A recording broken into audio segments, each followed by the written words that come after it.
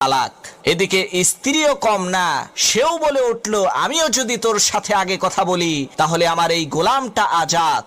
এভাবে দীর্ঘদিন অতিবাহিত হয়ে গেল, কেউ কারোর সাথে কথা বলে না। এদিকে সংসার অচল হয়ে পড়ল। তখন সেই লোকটি বড় বড় আলেমদের কাছে যেয়ে বলতে লাগলো, হুজুর আমাকে বাঁচান, আমি যদি আমার স্ত্রীর সাথে আগে কথা বলি তাহলে আমার স্ত্রী তালাক হয়ে যাবে। আমি আমার স্ত্রীকে তালাক দিতে চাই না। আবার আমার স্ত্রীও যদি আমার সাথে আগে কথা বলে তাহলে তারও অনেক মূল্যবান একজন গোলাম আজাদ হয়ে যাবে। আমার স্ত্রীও তার মূল্যবান সেই গোলামকে হারাতে চায় না।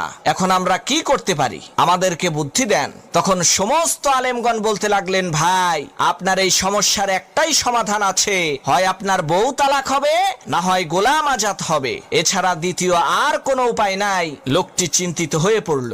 এক পর্যায়ে সেই লোকটি ইমামে আজম ইমাম আবু হানিফা রহমাতুল্লাহি আলাইহির সাথে দেখা করলো। ইমাম আবু হানিফা রহমাতুল্লাহি